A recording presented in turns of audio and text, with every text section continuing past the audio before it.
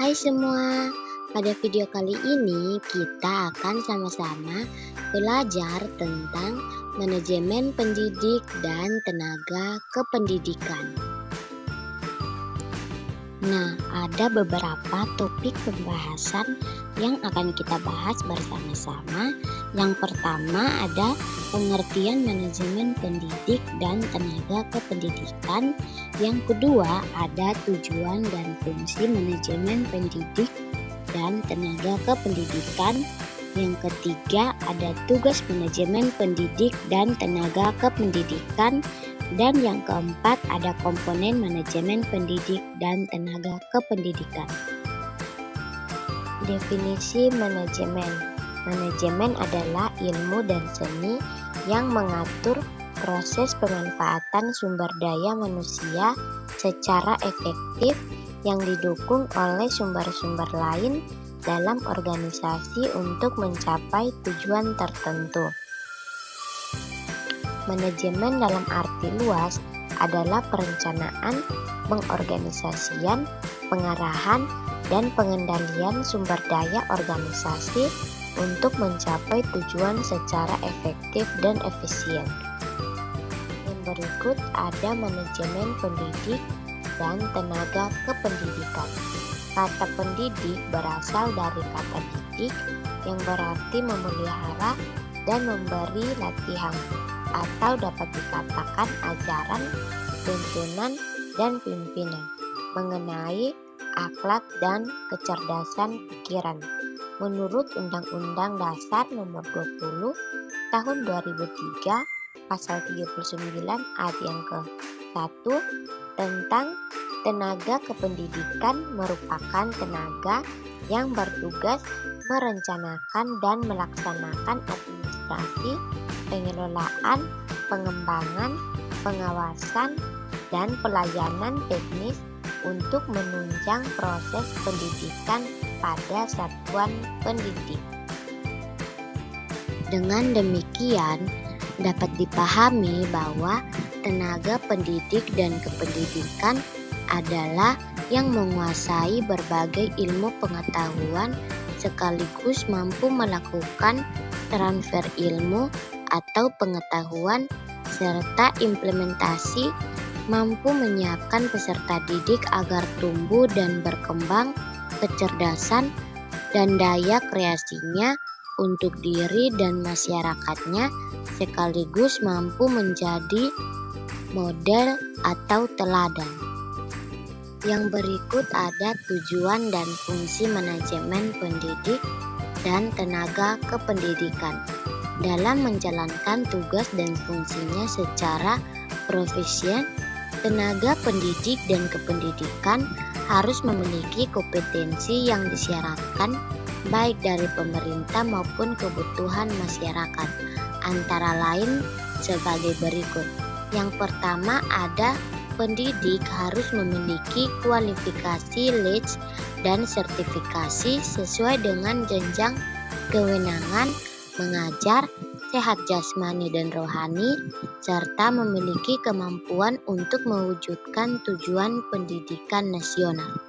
Yang kedua, pendidik untuk pendidikan formal pada jenjang pendidikan usia dini, pendidikan dasar, pendidikan menengah, pendidikan tinggi oleh perguruan tinggi yang terakreditasi. Tujuan manajemen tenaga pendidik dan kependidikan berbeda dengan manajemen sumber daya manusia pada konteks bisnis.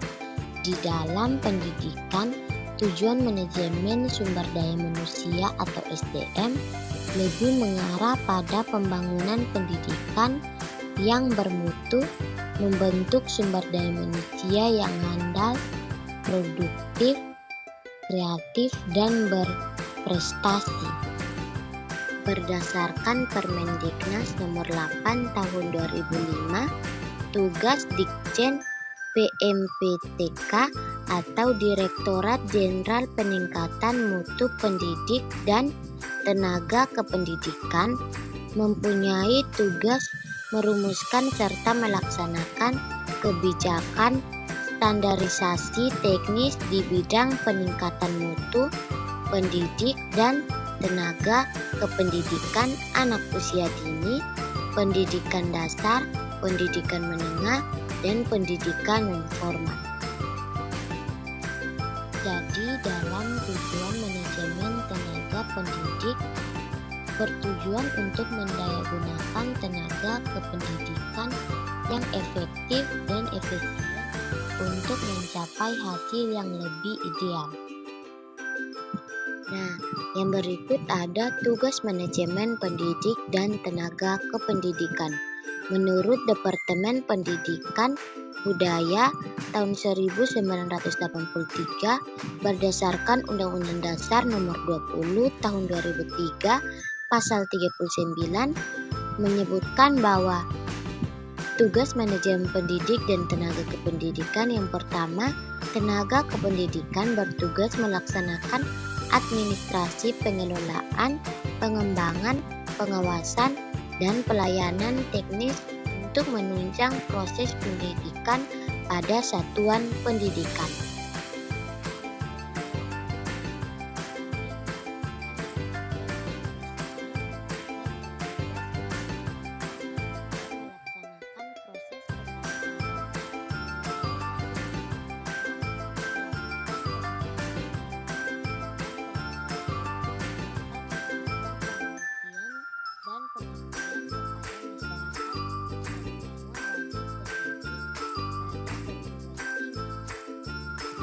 Dalam menjalankan tugas dan fungsinya secara profesional, tenaga pendidik dan kependidikan harus memiliki kompetensi yang disyaratkan baik oleh peraturan pemerintah maupun kebutuhan masyarakat. Mereka pun memiliki hak dan kewajiban dalam melaksanakan tugas. Yang pertama, pendidikan dan tenaga kependidikan berhak memperoleh A. Penghasilan dan jaminan kesejahteraan sosial yang pantas dan memadai. B. Penghargaan sesuai dengan tugas dan prestasi kerja. C. Pembinaan karir sesuai dengan tuntutan pengembangan kualitas. D. Perlindungan hukum dalam melaksanakan tugas dan hak atas hasil kekayaan intelektual. Dan E. Kesempatan untuk menggunakan sarana, prasarana, dan fasilitas pendidikan untuk menunjang kelancaran pelaksanaan tugas. Yang kedua ada pendidik dan tenaga kependidikan berkewajiban. Yang pertama, menciptakan suasana pendidikan yang bermakna, menyenangkan, kreatif, dinamis, dan dialogis. Yang kedua, mempunyai komitmen secara profesional untuk meningkatkan mutu pendidikan. Dan yang ketiga, memberikan teladan dan menjaga nama baik lembaga, profesi, dan kedudukan sesuai dengan kepercayaan yang diberikan kepadanya. Nah, yang berikut ada komponen manajemen pendidik dan tenaga kependidikan. Pendidikan menyebutkan bahwa komponen-komponen manajemen pendidikan juga termaksud dalam manajemen operatif, yaitu kegiatan-kegiatan yang bertujuan mengarahkan dan membina agar semua orang yang melaksanakan pekerjaannya yang menjadi tugas masing-masing dapat dengan tepat dan mudah. Adapun komponen-komponen atau ruang lingkupnya adalah sebagai berikut. Yang pertama ada manajemen kurikulum. Manajemen kurikulum meliputi perencanaan, pelaksanaan, pengawasan, dan evaluasi kegiatan tentang pendataan mata pelajaran atau mata kuliah yang diajarkan, waktu jam yang tersedia, jumlah guru beserta pembagian jam pelajaran, jumlah kelas, penjadwalan kegiatan belajar mengajar, buku-buku yang dibutuhkan, program semester, evaluasi, program tahunan, kalender pendidikan, perubahan kurikulum maupun inovasi-inovasi pengembangan kurikulum. Yang berikut ada manajemen ketenaga pendidikan atau kepegawaian, meliputi perencanaan, pengorganisasian, pelaksanaan, pengawasan, dan evaluasi kegiatan penerimaan pegawai baru, mutasi, surat keputusan, surat tugas, berkas-berkas ketenaga kependidikan, daftar umum kepegawaian, upaya peningkatan sumber daya manusia, serta kinerja pegawai, dan sebagainya.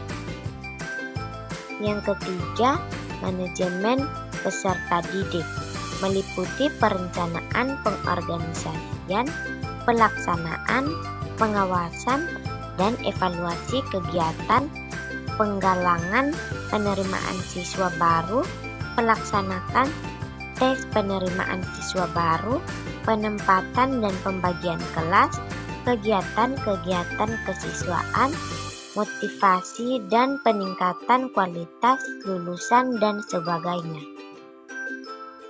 Yang keempat, ada manajemen sarana dan prasarana pendidikan, meliputi perencanaan, pengorganisasian, pelaksanaan, pengawasan, dan evaluasi kegiatan pengadaan barang, pembagian dan penggunaan barang atau inventaris, perbaikan barang, dan tukar tambah maupun penghapusan barang.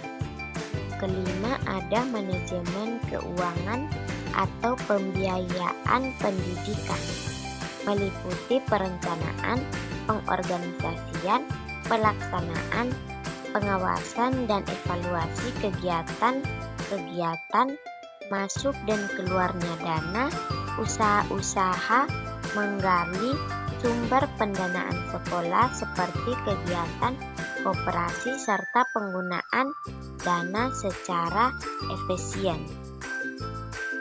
Yang keenam, ada manajemen atau administrasi perkantoran, meliputi perencanaan, pengorganisasian, pelaksanaan, pengawasan, dan evaluasi kegiatan kantor agar memberikan pelayanan yang terbaik kepada semua orang yang membutuhkan serta menghubungkan dengan kegiatan lembaga. Dan yang ketujuh, manajemen unit-unit penunjang pendidikan, meliputi perencanaan, pengorganisasian, pelaksanaan, pengawasan, dan evaluasi kegiatan unit-unit penunjang, misalnya bimbingan dan penyuluhan, perpustakaan, UKS, pramuka, olahraga, kesenian, dan sebagainya. Yang kedelapan, ada manajemen layanan khusus pendidikan, meliputi perencanaan, pengorganisasian, pelaksanaan, pengawasan, dan evaluasi kegiatan pelayanan khusus, misalnya menu makanan atau konsumsi, layanan antar jemput, bimbingan khusus di rumah, dan sebagainya. Dan yang kesembilan, ada manajemen tata lingkungan dan keamanan sekolah, meliputi perencanaan, pengorganisasian, pelaksanaan, pengawasan, dan evaluasi tata ruang, pertamanan sekolah, kebersihan dan ketertiban sekolah, serta keamanan dan kenyamanan lingkungan sekolah. Dan yang ke-10, ada manajemen hubungan dengan masyarakat, meliputi perencanaan, pengorganisasian, pelaksanaan, pengawasan, dan evaluasi kegiatan hubungan masyarakat, misalnya pendataan alamat, kantor, atau orang yang dianggap perlu, hasil kerjasama, program-program humas, dan sebagainya. Sekian video penjelasan singkat kami terkait manajemen pendidik dan tenaga kependidikan. Semoga dapat bermanfaat. Terima kasih.